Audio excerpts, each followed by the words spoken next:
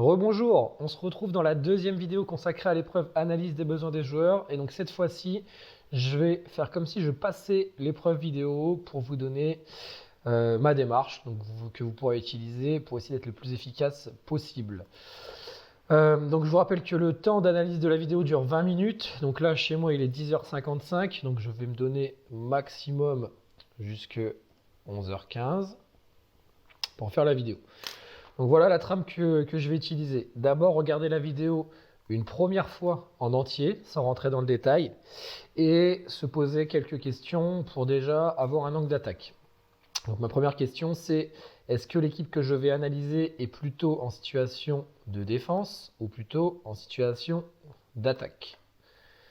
Si elle est en attaque, est-ce qu'il y a des actions clés? Donc les actions clés en attaque, pour moi, c'est soit des actions positives, donc est-ce qu'il y a du franchissement ou encore mieux des essais de marquer, ou des actions négatives, est-ce qu'on perd la balle ou est-ce qu'on recule quand on a le ballon? Si on est plutôt sur une vidéo où on est en défense, les actions clés positives, ça sera est-ce qu'on arrive à récupérer le ballon ou est-ce qu'on arrive à avancer fortement en défense? Les actions négatives, c'est est-ce qu'on se fait franchir ou encore pire, est-ce qu'on encaisse des essais? Et voilà. Et ces actions clés, je vais les noter après au fur et à mesure pour analyser ma vidéo. Donc on est parti, on va regarder la vidéo une première fois, donc on va regarder l'équipe verte, donc l'équipe que vous devrez analyser, elle sera notée dans votre mail. C'est parti, donc je regarde une première fois, je regarde les verts, donc là je vois qu'ils ont le ballon, pour l'instant ils attaquent, bon ils l'ont perdu déjà, ils sont en défense.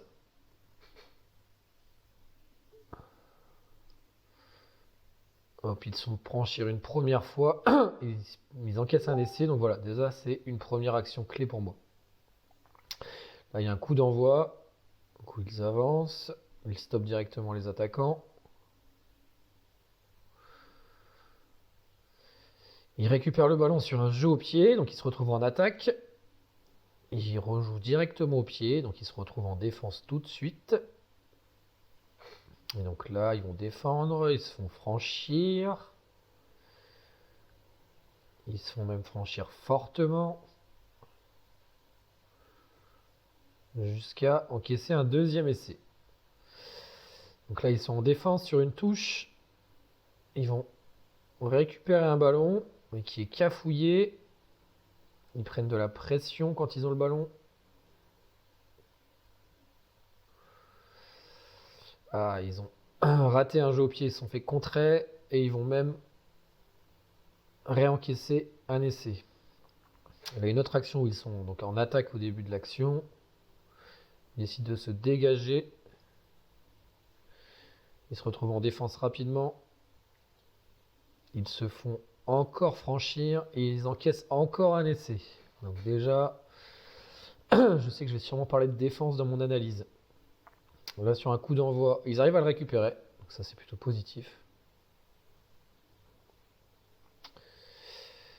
Et rapidement, quand ils ont le ballon, ils reprennent de la pression de la part des Bleus et ils vont réencaisser encore un essai. Voilà, bon, ma première vision de la vidéo est faite, donc je vais pouvoir repartir dans ma grille d'évaluation. Est-ce que l'équipe est plus en défense ou en attaque? Elle est plutôt en situation de défense, même si elle est en attaque aussi de temps en temps, donc je sais que je vais pouvoir parler quand même de défense. Alors quand elle est en attaque, est-ce qu'il y a des actions clés positives? Elle franchit pas, elle marque pas d'essai. Par contre, oui, il y a des pertes de balles et oui, elle recule. Donc ça, hop, je vais le noter. Quand elle est en défense, est-ce qu'il y a des actions clés positives? Des récupérations de balles? Non. De l'avancée? Non. Est-ce qu'elle se fait franchir? Oui. Est-ce qu'elle encaisse des essais? Oui. Est-ce que j'ai noté pour l'instant des situations dangereuses? Bon, bah pas forcément. Donc là, je vais regarder la vidéo une deuxième fois et je vais essayer de noter les actions clés au fur et à mesure. Alors, hop. Donc là, je le fais sur informatique pour que vous puissiez le voir, mais bien sûr, vous pouvez le faire sur votre feuille. Donc on y va pour les actions clés. Alors ici, il y a une première perte de balle parce qu'il manquait un soutien au porteur de balle. Donc hop, à 4 secondes, Je note le timecode pour pouvoir le partager après avec le jury. Perte de balle. Et donc je note tout de suite pourquoi pas de soutien au porteur de balle. Hop, je continue ma vidéo après les 4 secondes. Donc là on a la situation de défense. Il y a un ruck. Un surnombre des attaquants, on se fait franchir et on encaisse l'essai. Donc ce que je vais faire, c'est que je vais renoter le timecode. Donc c'est à la 13e seconde. Et je vais noter pourquoi on se fait franchir. Alors, on se fait franchir. Et alors, pourquoi? Parce que c'est ça qui va intéresser le jury, hein, c'est votre analyse. Donc là, sur la situation de ruck, quand on a perdu le ballon, je vais observer le comportement des joueurs. Donc on est en ligne.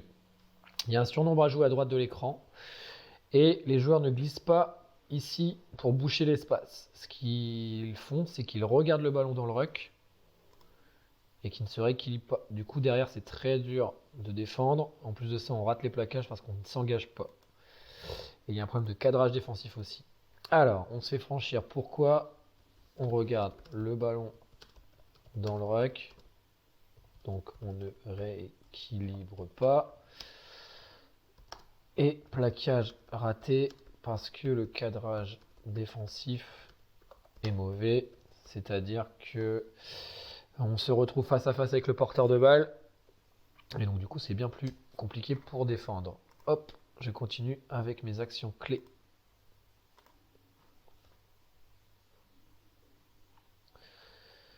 Donc là, coup d'envoi. On a effectué une bonne montée défensive. On va récupérer le ballon sur un jeu au pied. Donc ça, je vais le noter. Vers la 28e seconde. Coup d'envoi. Et bonne montée défensive. Ballon récupéré sur jeu au pied.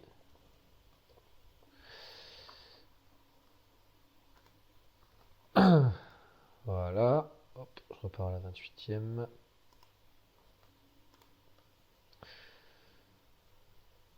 Donc là, ce joueur va décider de jouer au pied. Et là, hop, je me dis qu'il y a un petit problème de règlement, voire un gros problème, parce que le joueur qui tape au pied avance. Par contre, tous les joueurs qui sont devant lui ne font pas l'effort d'être remis en jeu. Donc là, il y a un problème de règlement qui n'est pas digéré par les joueurs. Donc je vais le noter à la 36e seconde. Problème de règlement. Et je mets hors jeu sur jeu au pied. Comme ça, si le jury me pose la question, je pourrai expliquer la règle du hors jeu sur le jeu au pied. Hop, 36e seconde, on y revient.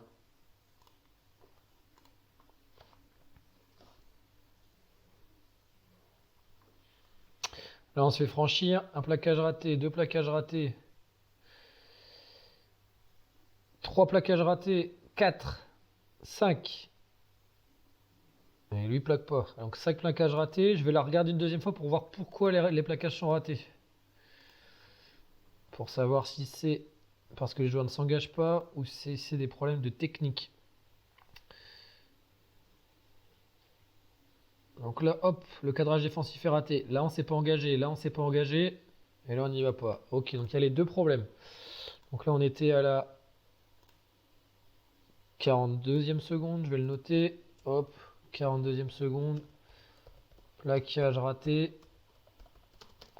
Donc il y a deux soucis. Il y a l'engagement. Je vais noter entre parenthèses la peur parce que j'ai l'impression qu'ils ont peur de s'engager. Et aussi des problèmes techniques. Donc le cadrage défensif, encore une fois, qui n'est pas bon. Les joueurs se mettent en face à face avec le porteur de balle. Hop, je continue. Donc là, il y a l'essai, ok.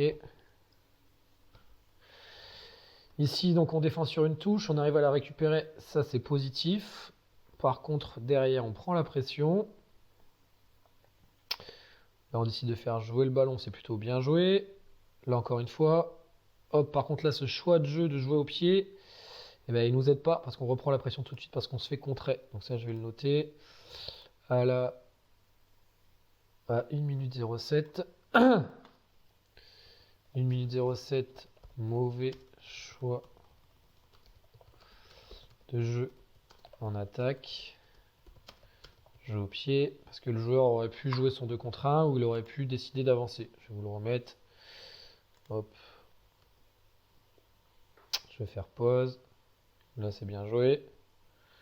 Là, c'est bien joué. Et ici, là, il peut soit décider d'avancer, d'attaquer l'espace qui est libre sur l'extérieur à gauche, ou soit de faire une passe au suivant pour que lui attaque l'espace. Mais en tout cas, le jeu au pied n'était pas forcément la bonne solution à ce moment-là. Et on reprend un essai donc derrière.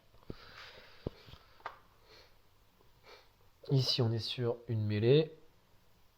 On va décider de jouer au pied. Hop là, je vois tout de suite que là, il y a un joueur qui part devant le botteur. Donc c'est la deuxième fois à 1 minute 22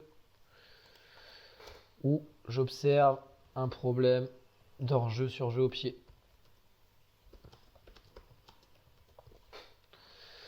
Ok.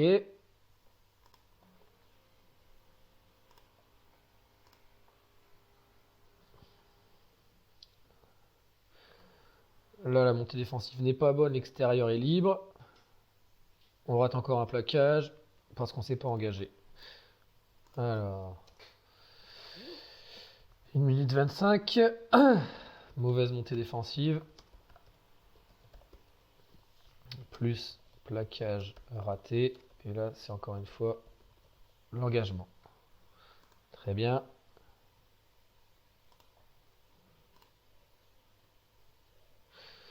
Là, coup d'envoi qu'on arrive à récupérer parce qu'on a mis de la pression. Donc ça, c'est positif. Je vais le noter. On était à 1,40. Par contre, derrière, on a pris la pression. Je le remets ici. Hop, personne vient aider le porteur de balle. Et du coup, on prend la pression. On va reprendre un essai. Ok, et c'est là donc la fin de la vidéo. Donc là, on était à 1,39. Hop, 1,39. Alors, bonne pression sur le coup d'envoi. Ballon récupéré. Par contre, juste derrière, je vais noter 1,43. Ballon perdu. Pas de soutien au porteur de balle. Voilà, mon analyse est terminée avec mes actions clés. Donc ce que je vais faire maintenant, c'est les classer pour essayer de déterminer un ordre de priorité. Donc pour ça, vous avez ce petit schéma, cette petite trame qui doit vous aider. Donc ce que je vais faire, c'est que je vais garder le même code couleur qui est écrit ici. Est-ce que les problèmes sont des choix de jeu, de la réalisation, donc c'est plutôt la technique, de la relation au combat, le respect du règlement ou la sécurité? Alors, perte de balle, pas de soutien au porteur de balle. Bah ça peut être deux choses. C'est soit le choix de jeu parce que le joueur n'a pas remarqué qu'il devait aller l'aider, ou soit de la relation au combat parce que le joueur a peur d'aller aider son partenaire. Donc je vais mettre en rouge et vert, c'est un peu les deux. Ici, on se fait franchir, on regarde le ballon, on ne rééquilibre pas. Bon bah ça, c'est du choix de jeu. On n'a pas analysé la situation pour faire le bon choix. Plaquage raté, cadrage défensif et mauvais, pas mauvaise. Alors le cadrage défensif raté, ça va plutôt être de la réalisation, c'est de la technique, on s'est mal placé.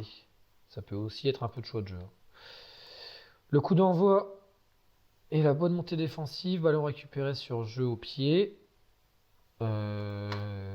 Donc ça peut être le choix de jeu qui était bon de taper loin, plus la pression qui va avec. Donc ça c'était ok, c'était plutôt du positif ça. Là, problème de règlement, bon tout simplement de règlement, vous avez bien compris. En plus c'est deux fois le même problème qui apparaît. Hop, je vais le mettre en bleu. Comme ça. Et puis on avait un deuxième, je le mets tout de suite.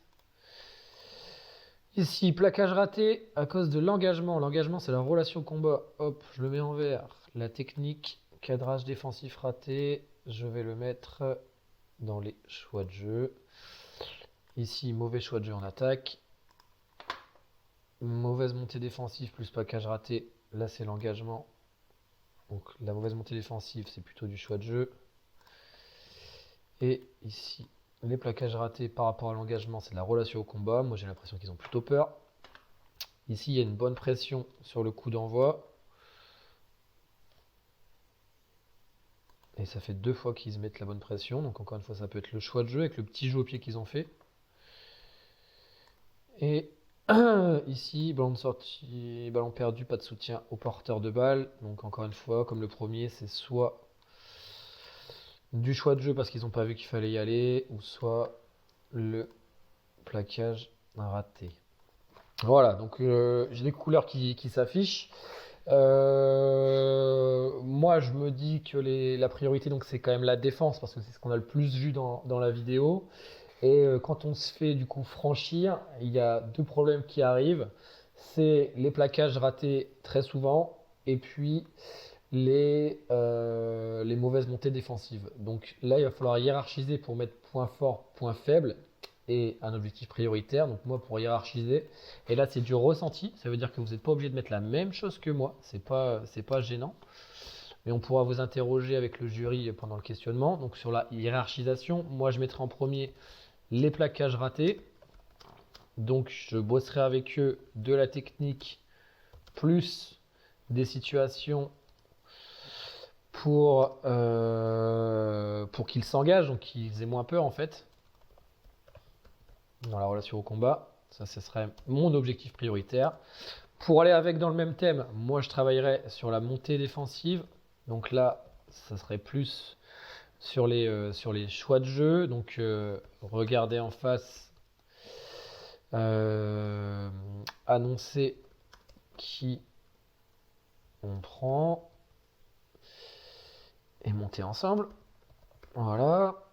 Et en numéro 3, s'il faut en mettre un, mais on n'est pas obligé, hein. Là, je mettrai les problèmes de règlement sur le jeu au pied. Voilà, moi ce serait ma hiérarchisation. Vous n'êtes pas obligé de prendre exactement la même. Mais en tout cas, vous devez pouvoir expliquer vos choix par rapport à votre ressenti. Et puis ça doit être fait par rapport à ce que vous aurez analysé sur la vidéo. Donc à partir de ça, votre hiérarchisation, ce qu'on peut vous proposer de faire, c'est de nous proposer une situation possible. Et la situation, elle peut vous permettre de nous montrer ce que vous auriez voulu voir. Donc voilà, ça peut être intéressant, mais ça n'est pas obligatoire. Voilà, donc il est 11h12. Moi, mon analyse est terminée. Je vous redonne rapidement les points clés à utiliser pour faire votre analyse. D'abord, regardez votre vidéo une première fois en entier. Essayez de voir globalement est-ce qu'on fait de la défense ou de l'attaque dans la vidéo. Est-ce qu'il y a des actions clés? Ça, c'est important parce que c'est ce que vous allez devoir utiliser par la suite. Est-ce qu'il y a des situations dangereuses? Donc là, j'en ai pas vu, mais vous pouvez avoir une vidéo avec des situations dangereuses, une tête mal placée, une mêlée écroulée, un joueur qui plaque haut. Donc ça, il faut le mettre en avant surtout. Une fois que ça c'est fait, donc je vais noter toutes mes actions clés avec les timecodes pour les présenter au jury. Donc là, j'en ai noté pas mal. Il peut y en avoir moins, c'est pas gênant. Et à partir de ces actions clés, essayez de trouver une hiérarchisation avec quoi travailler en premier. Et pour cela, utilisez la petite trame qui est ici avec les choix de jeu, la réalisation, la relation au combat, le respect du règlement et la sécurité pour déterminer votre objectif prioritaire pour arriver à la fin à cette hiérarchisation. Voilà, j'espère que cette petite vidéo vous aura aidé et je vous souhaite bonne chance pour votre épreuve vidéo. À bientôt.